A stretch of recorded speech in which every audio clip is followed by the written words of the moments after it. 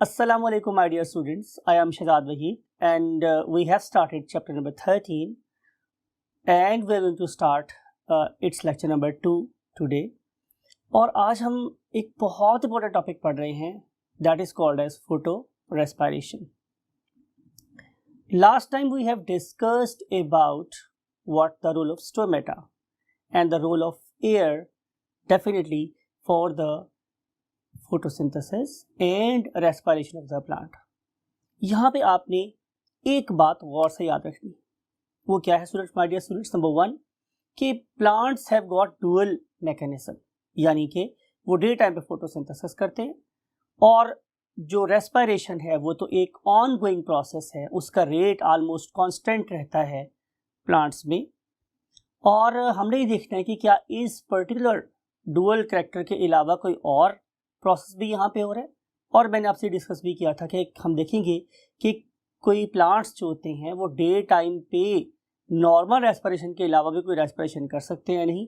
तो इन सारी बातों को अंडरस्टैंड करने के लिए let's move to the whiteboard. हम डिस्कस करेंगे आज फोटो रेस्पिरेशन। तो आए हम सबसे पहले इसकी डेफिनेशन लिखते हैं। It is a biochemical process. It is a biochemical process taking place in plants. ये plants में होता है। Taking place in plants that consume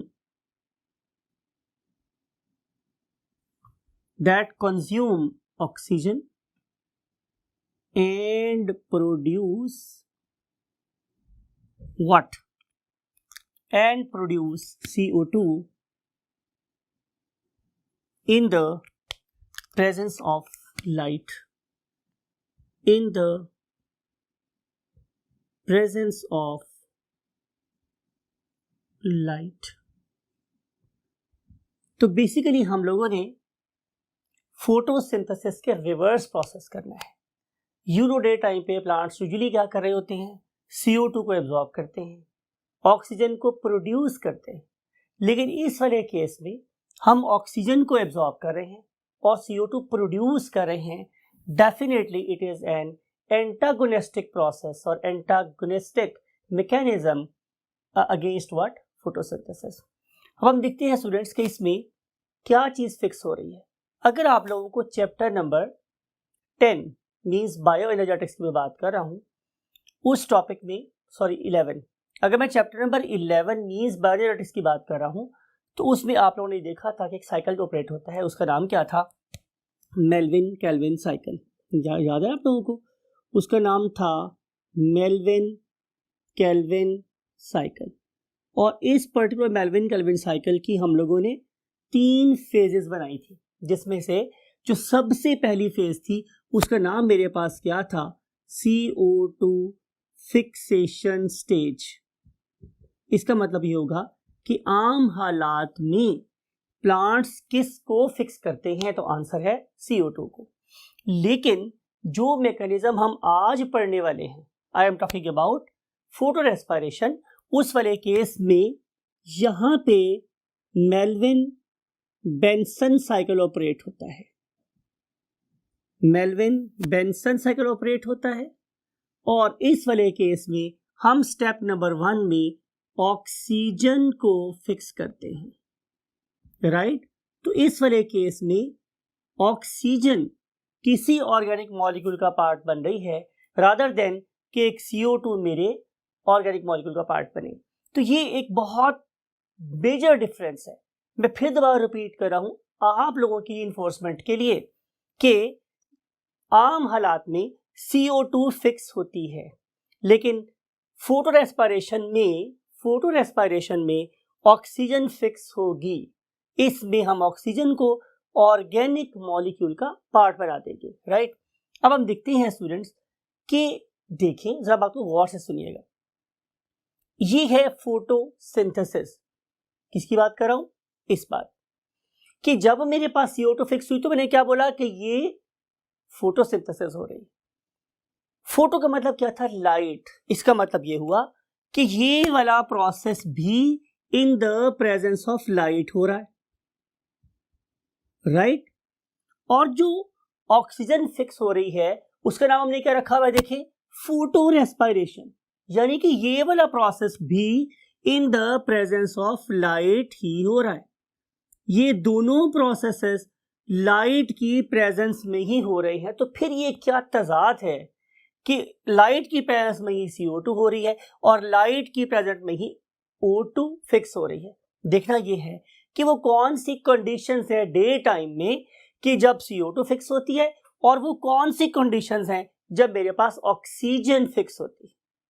मैं फिर दोबारा रीइंफोर्स कर रहा हूं, किन कंडीशंस में फोटोसिंथेसिस होगी और किन कंडीशंस में फोटो रेस्पिरेशन होगी। Look at this. इसके लिए हम लोग यहां पे छोटी सी लाइन लगाते हैं, राइट। और ये लाइन इन दोनों कंडीशंस को क्या करेगी, कंपेयर करेगी।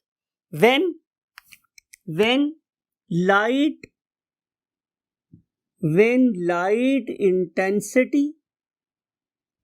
light intensity is low, when concentration of CO2 is high, and when concentration of oxygen is low, and when temperature, most important thing is temperature, and when temperature is low means it is not beyond the levels of what, photosynthesis। जब ये सारी conditions मेरे पास, चलिए आप लोगों की सहूलत के लिए एक चीज और ऐड करते हैं, when rate of water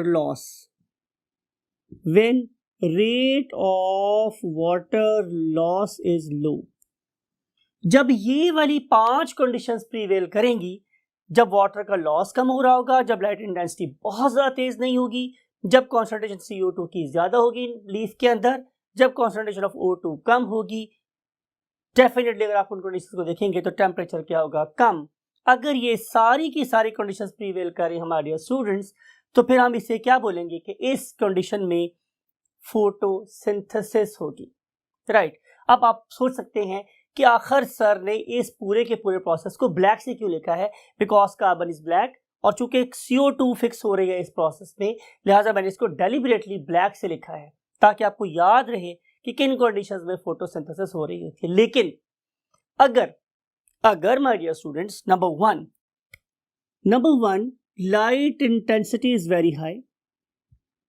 अगर मेरे पास जो लाइट की इंटेंसिटी है, मैं वर्ड यूज कर रहा हूं, इट इज स्कॉचिंग ब्राइट, ये दूर से भी ज्यादा तेज रोशनी हो गई है, राइट। फिर when concentration of CO2 is low, ये जब मैं कॉन्सेंट्रेशन ऑफ CO2 लो होने की बात करता हूं तो मैं किसकी बात कर रहा हूं, एयर चेंबर्स की। आपने चैप्टर नंबर 11 मैंने आप लोगों के लिए बहुत ड्राइंग की है, किसकी, इन क्रॉस सेक्शन ऑफ लीफ की। तो अगर आपको लीफ क्रॉस सेक्शन याद है तो आपको याद होगा कि मेसोफिल सेल्स में क्या थे, एयर चेंबर्स थे। अगर उस पर्टिकुलर एयर चेंबर में concentration of CO2 is low and concentration of oxygen is high, देखिए उलट पुलट चल रहा है। आपने इसी चीजों को याद करने के बाद इसको उलट करके यहां पे लिख लेना है, and when temperature is high, जब टेम्परेचर मेरे पास स्टूडेंट्स क्या होगा, हाई। इसको मैं आप लोगों के लिए काफी थिक करके बना रहा हूं ताकि आपको ये बात याद रहे। ये बड़ा इंपॉर्टेंट फैक्टर है। When temperature is very high, जब टेम्परेचर बहुत ज्यादा हाई होगा तो हमारे प्लांट के किन सेल्स में से वाटर के लॉस होने का रेट बढ़ जाएगा। लिहाजा मैं यहां लिख रहा हूं कि rate of water loss, rate of water loss is high.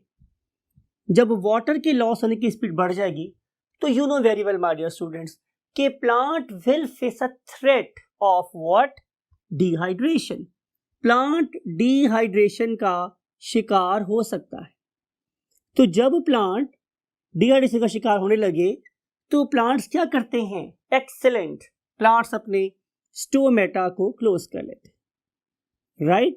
अब जब टेम्परेचर हाई हुआ, वाटर लॉस का चांस हुआ, तो लीव्स ने क्या किया, अपने स्टोमेटा को क्लोज कर लिया। अब जब उनके stomata my dear students close हो गए, तो सराउंडिंग में से O2 तो अंदर आ नहीं रही, और जो पहले वाली O2 थी वो कंज्यूम हो गई, तो जाहिर है कंडीशंस कैसी हो गई, CO2 की कॉन्सेंट्रेशन लो हो गई, राइट। मैं फिर दोबारा रिवाइज कर रहा हूं आप लोगों के लिए, सोल आप लोगों के फायदे के लिए, बिकॉज ये बहुत इंपॉर्टेंट कॉन्सेप्ट है कि जब लाइट इंटेंसिटी बहुत ज्यादा होगी, टेम्परेचर ज्यादा होगा, पौधे को इस चीज का थ्रेट होगा या खतरा होगा कि उसकी बॉडी डिहाइड्रेट हो रही है, तो वो अपनी बॉडी को डिहाइड्रेशन से बचाने के लिए अपने stomata mean water losing channels को बंद कर लेगा। जो ही वाला चैनल बंद होगा माय डियर स्टूडेंट्स, तो क्या होगा, श्योर बड़ी सिंपल सी बात यह है कि वहां पे जो ऑलरेडी CO2 प्रेजेंट थी वो कंज्यूम हो जाएगी, और फर्दर CO2 जितनी रिक्वायर्ड है वो अंदर नहीं आएगी, बल्कि वो जो बेसोफिल सेल्स हैं वो चूंकि फोटोसिंथेसिस कर रहे हैं, वो O2 बनाना शुरू कर देंगे या ऑलरेडी बन रही होगी, तो ये वाली CO2 बाहर जाएगी नहीं, और सॉरी ये वाली ऑक्सीजन बाहर जाएगी नहीं, और CO2 अंदर आएगी नहीं। तो इन सारी कंडीशंस के रिजल्ट में जाहिर है मेरे पर्टिकुलर एयर चेंबर्स में कंडीशंस ऐसी हो जाएंगे, that is more conducive for the reciprocal effect of photosynthesis, and this particular reciprocal effect is called as photorespiration. तो now you know कि conditions कौन कौन सी थी कि जिनमें प्लांट ने फोटोसिंथेसिस के प्रोसेस को टेम्परेरीली बाय बाय कहा और वेलकम किया photorespiration, right. So now we want to see the need and importance. पहली बात तो माय डियर स्टूडेंट्स ये है कि इसकी कोई जरूरत नहीं, नो नीड एट ऑल, हमें इस प्रोसेस की हरगिज कोई जरूरत नहीं, राइट, कोई जरूरत नहीं। तो सवाल पे मेरे पास ये है स्टूडेंट्स कि इस पर्टिकुलर प्रोसेस को हम कैसे प्रूव कर सकते हैं इसकी जरूरत नहीं है। तो अभी हम डिस्कस करेंगे अपनी इस बोर्ड के नेक्स्ट कॉलम में कि यहाँ पे डिफरेंट किस्म के ऑर्गेनल्स पार्टिसिपेट करते हैं। अगर मैं उन डिफरेंट ऑर्गेनल्स के किसी भी एंजाइम को पॉइजन कर दूं, राइट, मैंने क्या किया स्टूडेंट्स, मैंने पॉइजन कर दिया एंजाइम को। जब मैं किसी भी एंजाइम को पॉइजन कर दूंगा तो जाहिर है फोटोरेस्पिरेशन का process there and then stop हो जाएगा, राइट। तो जब मैंने एंजाइम को पॉइजन किया तो मैंने ये देखा कि प्लांट अब भी बड़े सक्सेसफुली ग्रो कर रहे हैं, नो प्रॉब्लम एट ऑल। ये डिपिक्ट करता है कि प्लांट को इसेंशियली इस प्रोसेस की जरूरत नहीं है, हरगिज जरूरत नहीं।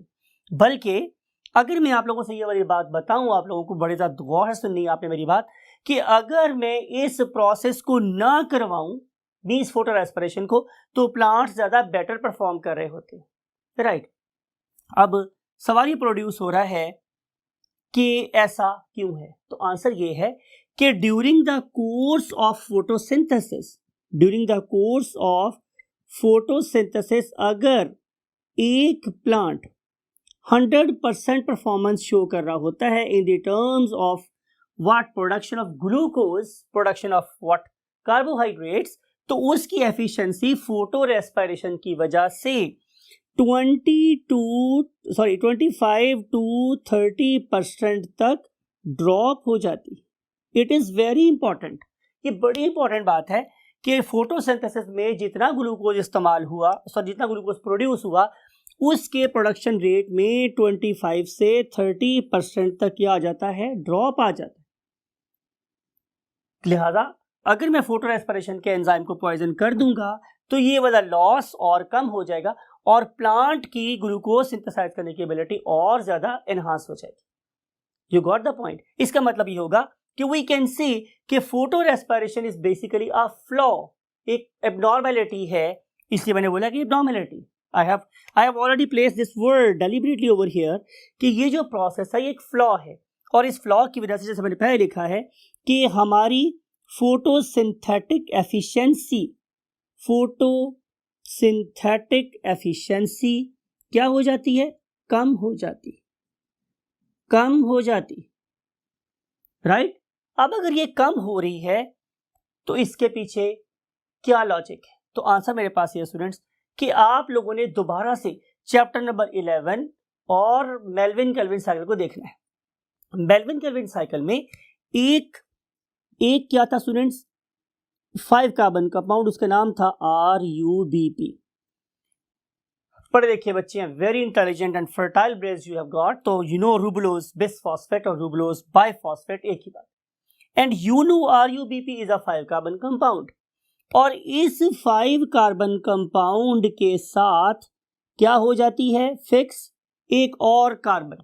और ये कार्बन मैं डेलिबरेटली ड्रॉ कर रहा हूं किससे, ब्लैक से, यानी कि ये वो कार्बन है जो बेसिकली आके एनवायरमेंट से इसके साथ मिल गई है। तो ये था मेरे पास क्या, CO2 फिक्सेशन। सवाल ये था कि RUBP के अंदर इस पर्टिकुलर CO2 को किसने फिक्स करवाया। तो यू नो वेरी वेल कि यहां पे हमें एक एंजाइम की जरूरत थी जिसने ये वाला काम किया, और उस एंजाइम का नाम क्या है, रूबिस्को।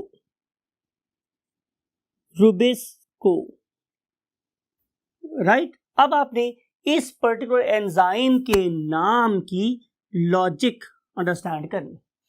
जाहिर है ये ribulose bisphosphate, Ru stands for ribulose and bis stands for bisphosphate and co it stands for what, it stands for carboxylase. Carboxylase आपको पता है, हमने लास्ट में डिस्कस किया था कि कार्बोक्सिलेशन क्या होती है, CO2 की addition, and D carboxylation CO2 का रिमूवल। यहां पे क्या हो रही है, प्लस CO2, यहां पे हम CO2 को ऐड कर रहे हैं। तो जब मैं CO2 को ऐड करूंगा प्रोसेस कहलाएगा कार्बोक्सिलेशन। तो ये वाला एंजाइम बेसिकली क्या कर रहा है, इस 5 कार्बन कंपाउंड के साथ क्या मिला रहा है, CO2। जब ये CO2 मिला रहा हो तो उस वक्त इसका नाम क्या है, रूबुलोज बिसफॉस्फेट कार्बोक्सिलेज। लेकिन ये वाला एंजाइम जो दुनिया में सबसे ज्यादा अबंडेंट एंजाइम है, उस पर्टिकुलर एंजाइम की एक और यूनिक खूबी वो ये है कि सेकेंड टाइम पे या किसी और टाइम पे, वो आपको टाइम पता है, मींस ये वाली कंडीशंस, कि जब ये वाली कंडीशंस प्रीवेल कर रही होंगी तो उस टाइम पे रूबिस्को कार्बोक्सिलेज की बजाय एक और एक्टिविटी स्टार्ट कर देता है, और वो एक्टिविटी क्या है, O वाली। आपको ये बात भी पता है कि जब हम O की बात करेंगे तो इसका नाम क्या है, ऑक्सीजनेज। उस टाइम पे रूबिस्को ऑक्सीजनेज के तौर पे काम कर रहा है, यानी कि it is going to add oxygen, यानी कि रूबिस्को ही फोटोसिंथेसिस का एंजाइम है और रूबिस्को ही फोटो रेस्पिरेशन का एंजाइम। अब दोबारा बात को गौर से सुनिए, अगर ये फ्लॉ है तो ये यहां प्रोड्यूस क्यों हुआ। तो आंसर इसका ये स्टूडेंट्स कि आप जरा इस पर्टिकुलर डायग्राम को देखें, इसमें आप लोगों को रूबिस्को नजर आ रहा है, most abundant enzyme on the face of earth, right. इस पर्टिकुलर एंजाइम को देखें और अब आप जरा फोकस करें इसकी एक्टिव साइट को। यू नो एक्टिव साइट वो थी जहां पे आके हमारा सबस्ट्रेट एंजाइम से बाइंड करता है। लुक एट दिस, इस पर्टिकुलर एंजाइम की एक्टिव साइट जितनी कंड्यूसिव CO2 के लिए है उतनी ही कंड्यूसिव O2 के लिए है। इसका मतलब ये होगा कि इस पर्टिकुलर साइट पे मैं CO2 को भी बाइंड कर सकता हूं और मैं ऑक्सीजन को भी बाइंड कर सकता हूं। You got the point. सवाल ये है कि नेचर में आमतौर पर ऐसे फ्लॉज नहीं होते। ये वाला फ्लॉ कि सेम एंजाइम कॉम्पिटिटर से भी बाइंड हो रहा हो, सबस्ट्रेट से भी बाइंड हो रहा हो और सेम उसके इनहिबिटर से भी बाइंड हो रहा हो, ऐसा कैसे मुमकिन है। तो आंसर मेरे पास स्टूडेंट्स ये है कि जब ये वाला RUBP क्या कर रहा होता है, इस पर्टिकुलर रूबुलोज बिसफॉस्फेट के साथ कार्बन नहीं ऑक्सीजन जोड़ रहा होता है, समथिंग लाइक इट। तो उस टाइम पे इस एक्टिव साइट पे CO2 बाइंड होने की जगह पे O2 बाइंड हो जाती है, राइट। अब सवाल ये कि ऐसा हुआ क्यों, इसका आंसर है 2। नंबर वन स्टूडेंट्स मेरे पास बात की है कि ये जो RUBP था ये भी एक एवोल्यूशन के प्रोसेस से गुजरा है। जाहिर है दुनिया में जितनी भी चीजें हैं वही साइंटिस्ट बिलीव कि they have gone through a process of evolution. तो during the course of evolution इससे अपने आप को इस डायमेंशन में इवॉल्व करने की जरूरत ही नहीं पड़ी कि O2 यहां बाइंड होना चाहिए। हम ये कह सकते हैं कि it is an evolutionary flaw. मैं लिख सकता हूं यहां पे वर्ड व्हाट, एवोल्यूशनरी फ्लॉ। ये तो एक एवोल्यूशनरी फ्लॉ है कि during the course of evolution इसने अपनी एक्टिव साइट को CO2 के लिए फॉरबिडन नहीं बनाया। अब इसका भी सवाल हो सकता है कि ऐसा क्यों नहीं हुआ, तो इसका आंसर मेरे पास ये है कि अगर आप लोग अर्ली कंडीशंस देखें हमारी इस एनवायरनमेंट की, हमारी इस ज़मीन की, तो उस वाले केस में तो O2 कॉन्सेंट्रेशन या नहीं थी या बहुत ही लेस थी, इज इक्वल टू 0 और नियरली इक्वल टू 0 थी नहीं। जब कंडीशन में एनवायरनमेंट जब एनवायरमेंटल कंडीशंस में O2 नहीं थी तो उसे पता ही नहीं था कि ये मेरे साथ क्या सलूक कर सकती, राइट। तो इस तरीके से यही वाला एंजाइम O2 बाइंड करवाता है और यही वाला एंजाइम CO2 बाइंड करवाता है। लेकिन क्या इस पर्टिकुलर प्रोसेस का प्लांट को बहुत ज्यादा लॉस है, तो आंसर इज नो, बिकॉज अल्लाह ताला ने इन्हीं प्लांट को एक और साइकिल दिया, उसे हम बोलते हैं व्हाट, C2 साइकिल। उस पर्टिकुलर C2 साइकिल के थ्रू वो इस पर्टिकुलर फ्लॉ को काफी हद तक ओवरकम कर लेते हैं। आइए देखते हैं ये वाला प्रोसेस कैसे होता है। For this purpose we have to go to the next board. Look at this, my dear students. We have already drawn 2 circles for you. और इस इन पर्टिकुलर सर्कल्स में yes you are perfect कि हम दो basically systems को compare करेंगे।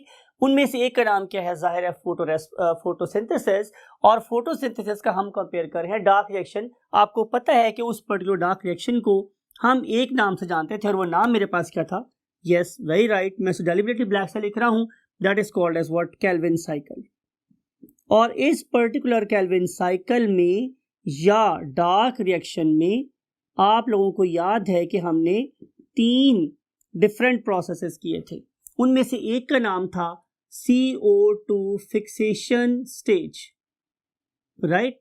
और जब मेरे पास दूसरा फेज थी उसका नाम था रिडक्शन फेज, राइट। दूसरी फेज में हमने NAD को भेजा था कि वो NADH को भेजा था कि वो NAD में कन्वर्ट हो जाए और ये वाला जो मॉलिक्यूल है ये रिड्यूस हो जाए। तो खाली इसीलिए हम लोगों ने इसको रिडक्शन फेज का नाम दिया था।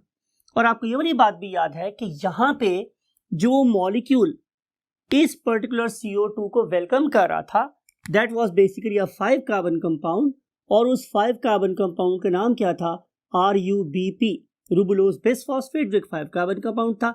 और आपको याद होगा मैंने ये बोला था कि नॉर्मली हम इसको 3 मॉलिक्यूल से स्टार्ट करवाते हैं कि when 3 molecules of RUBP they welcome what, 3 molecules of CO2, तो फिर मेरे पास यहाँ बनते हैं 3 ऐसे मॉलिक्यूल जिनके अंदर 6 कार्बन्स होती हैं।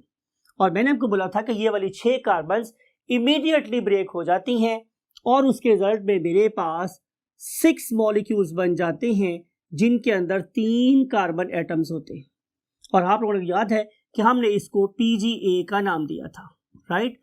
तो चूंकि इस पर्टिकुलर साइकिल में जो पहला स्टेबल मॉलिक्यूल बनता है वो 3 कार्बन वाला होता है, इसीलिए हम केल्विन साइकिल को C3 साइकिल भी कहते हैं। ये आपने बात पढ़ी हुई है, सिर्फ आपको दोबारा से रीइंफोर्स कर रहा हूं, राइट। अब ये जो PGA है ये कितने प्रोड्यूस हुए, मेरे पास 6। आपको याद है ना स्टूडेंट्स कि after passing through this reduction phase in particular 6 PGA में से सिर्फ एक क्या बनता है, ट्राइओज बन जाता है, सिर्फ एक ट्राइओज बनता है। और उसके बाद जो मेरे पास यहां से 5 3 कार्बन मॉलिक्यूल्स बने थे वो अपने आप को किस फेज से गुजारते हैं, yes perfect, that is called as regeneration phase, वो उसमें से गुजारेंगे। और रीजनरेशन फेज में से गुजरने के बाद ये वाले 3 कार्बन वाले मॉलिक्यूल्स 5 कार्बन वाले मॉलिक्यूल्स में कन्वर्ट हो जाते हैं और वो 5 कार्बन मॉलिक्यूल्स का एक ही नाम है जिसे आप जानते हैं, that is called as RUBP। अब यहाँ पे जो RUBP है चूंकि वो CO2 एक्सेप्ट कर रहा है तो लिहाजा उस टाइम पे उसका रोल कैसा है, कार्ब ऑक्सीलेज जैसा है। I am talking about one of the very most abundant enzyme that is called as rubisco. तो रुबिस्को यहाँ पे कैसा काम कर रहा है, कार्बोक्सिलेज वाला काम कर रहा है, राइट। ये प्रोसेस कहलाता था Calvin cycle. First stable product 3 carbon compound, नाम रख दिया C3 साइकिल, राइट। लेकिन ये वाला काम, ये प्रोसेस कब चलेगा? एग्जैक्टली जब फोटोसिंथेसिस हो रही होगी, कंडीशंस बहुत आइडियल होंगी। लेकिन अगर ब्राइट लाइट हो गई तो फिर ये वाला रूबिस्को जो यहां था, ये किसी और बिहेवियर को शो करना शुरू कर देता है। कहां? यहां दूसरे साइकिल में। और इसमें क्या होगा स्टूडेंट्स कि अब ये वाला 5 कार्बन कंपाउंड, अब मैं डेलिबरेटली ब्लू से लिख रहा हूं, राइट। अब ये वाला RUBP जो कि एक 5 कार्बन कंपाउंड था, राइट, ये क्या करेगा? ये एक्सेप्ट करेगा oxygen, it will accept oxygen, it will fix oxygen. देखिए मैं बात को इतने जोर देके बार बार आप लोगों के लिए रिपीट कर रहा हूं कि now RUBP will not accept CO2, rather it will accept oxygen. और जब ऑक्सीजन को एक्सेप्ट करेगा तो उसके रिजल्ट में मेरे पास जाहिर है 5 कार्बन कंपाउंड एक अनस्टेबल 5 कार्बन कंपाउंड, ये वाला 5 कार्बन कंपाउंड ऑक्सीजन एक्सेप्ट करने के बाद एक अनस्टेबल 5 कार्बन कंपाउंड बनाएगा, राइट। और ये जो अनस्टेबल 5 कार्बन कंपाउंड है ये इमीडिएटली ब्रेक हो जाएगा। अब 3 के 2 पार्ट्स में नहीं बल्कि 3+2 में। अगर तो CO2 एक्सेप्ट हो रही होती तो फिर नंबर ऑफ कार्बन एटम कितने जाते हैं? 6। तो क्या बना? 3+3। लेकिन चूंकि यहां पे बने ही 5 कार्बन है तो ये ब्रेक हो जाएगा। किसके अंदर? ये ब्रेक होगा अब एक 3 कार्बन कंपाउंड में और एक 2 कार्बन कंपाउंड, राइट। ये जो 3 कार्बन कंपाउंड है स्टूडेंट्स वो तो वही है PGA जो आप पहले पढ़ के आए हैं, PGA, उसमें तो कोई फर्क नहीं। लेकिन इस वाले केस में एक 2 कार्बन कंपाउंड बनता है, राइट। उस पर्टिकुलर कंपाउंड का नाम होता है व्हाट? Phosphoglycolate,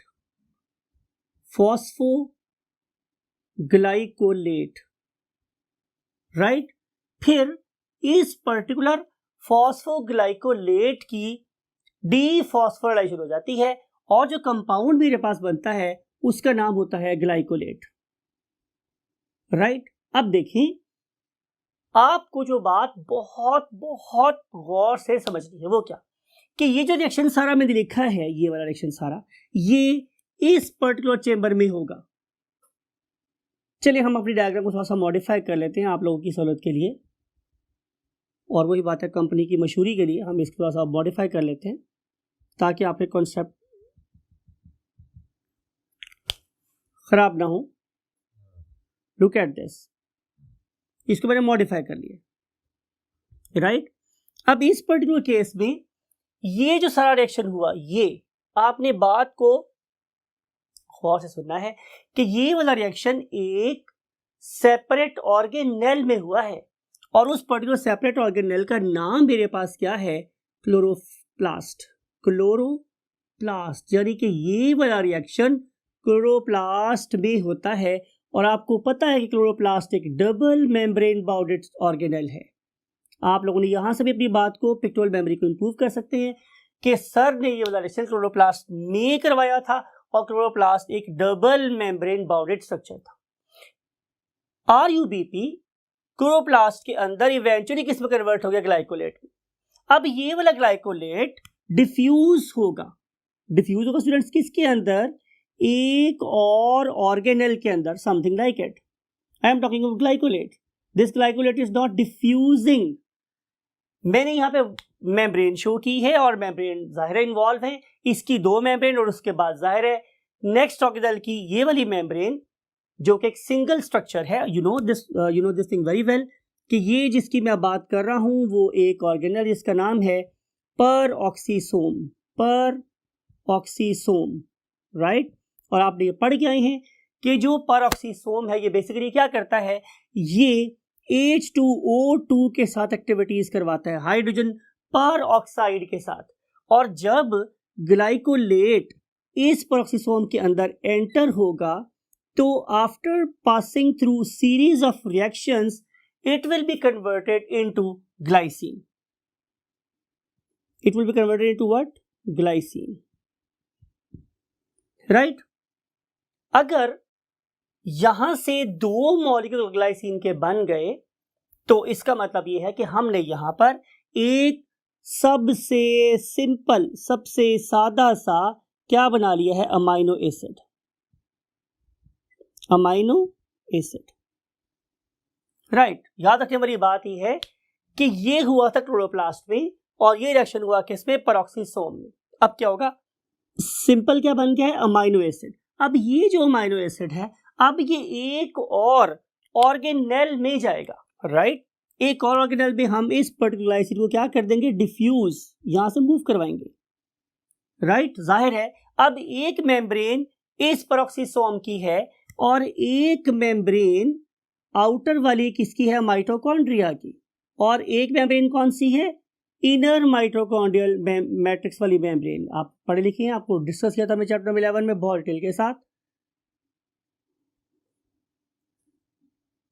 right. तो ये वाली ग्लाइसिन अब इन 2 मेम्ब्रेन्स को क्रॉस करने के बाद इस पर्टिकुलर जगह पे चली जाएगी, मींस माइटोकॉन्ड्रिया के अंदर चली जाएगी। अब ये जो मेरे पास माइटोकॉन्ड्रिया है, हमारे डियर स्टूडेंट्स, ये क्या करेगा कि ये इन 2 ग्लाइसिन मॉलिक्यूल्स को यूज करेगा और उससे कन्वर्ट कर देगा किस में, सिरीन में, राइट। और ये जो सिरीन है ये फिर इवेंचुअली किस में यूज होगी, ये यूज होगी in Melvin Calvin cycle, Melvin Calvin cycle. तो इस तरीके से हम इस लॉस्ट मॉलिक्यूल को, मींस जो 2 कार्बन वाला मॉलिक्यूल था, इसको मैं दोबारा से किस में कन्वर्ट कर लूंगा, एक यूजफुल मॉलिक्यूल में, राइट। तो इस तरीके से 3 डिफरेंट ऑर्गेनेल्स, यहां पे क्या है, 3 different stages. Never confuse these 2 things together, कि ये 3 डिफरेंट फेजेस हैं और ये क्या है, ये 3 डिफरेंट ऑर्गेनेल है। क्या है organelle, number 1 chloroplast, number 2 peroxisome. Chloroplast कैसा है, double membrane bonded structure. Peroxisome कैसा है, single membrane bonded structure. And पे क्या काम आता है मेरे पास, माइटोकॉन्ड्रिया, ठीक है। नाम लिख देते हैं ताकि आप लोग इसमें भूले नहीं। हालांकि आप बिल्कुल पढ़ लिखे बच्चे, आपको ये समझ आ गई होगी कि डबल मेम्ब्रेन है और ये मेम्ब्रेन फोल्डेड है, तो इसलिए ये माइटोकॉन्ड्रियन ही होगा। लेकिन फिर भी मैं लिख दिया आप लोगों के लिए कि माइटोकॉन्ड्रियन में इवेंचुअली क्या प्रोड्यूस होगा, सेरीन। और ये जो सेरीन है ये फिर दोबारा से यूज हो सकता है after passing through different steps again in the Melvin Calvin cycle. तो जो फ्लॉ या जो एक लॉस हम लोगों ने फेस किया था वो दोबारा से काफी हद तक कोप हो सकता है। अब आखिरी बात आपको याद करवानी है वो ये कि देखें इस पर्टिकुलर साइकिल में जो पहला स्टेबल कंपाउंड बना था वो एक 3 कार्बन कंपाउंड था। चूंकि इस वाले केस में ये 2 कार्बन कंपाउंड स्टेबल बनता है अलोंग विथ 3 कार्बन कंपाउंड, तो इसलिए हम लोग इस पर्टिकुलर साइकिल को एक नाम भी दे सकते हैं और वो नाम मेरे पास क्या है, जाहिर है C2 साइकिल, राइट। अब आपने आखिरी बात और ज्यादा गौर से सुनी कि मेरे पास प्लांट्स में डिफरेंट किस्म के क्या हो सकते हैं, मैकेनिज्म हो सकते हैं, but predominantly all plants are C3 plants because they are producing trioses और glucoses by means of Melvin Calvin cycle. लेकिन इन पर्टिकुलर प्लांट्स में C2 साइकिल के साथ साथ C3 साइकिल के साथ साथ एक C2 साइकिल भी ऑपरेट हो रहा होता है जो क्या करवाता है, photo respiration, right my dear students. तो ये था हमारे पास कॉन्सेप्ट। आप लोगों को हर एक बात को जरा गौर से ध्यान से सुनना है, बुक से मैच करना है। और मैंने काम ये किया हुआ है कि मैंने बुक के आखिरी जो मेरे पास क्या थे पैराग्राफ्स, उनको मैंने एज पर माई सीक्वेंस या इट्स इंपॉर्टेंस मैंने पहले डिस्कस किया है, और मैकेनिज्म जो आप लोगों की बुक के 3rd पैराग्राफ में लिखा हुआ है या कंपेयर किया हुआ है उसको मैंने यहाँ डिस्कस किया है, so that you may have the better perception कि आखिर ये रिएक्शन कब हो रहा है और क्यों हो रहा है। So that's it for today. Take very good care of yourself.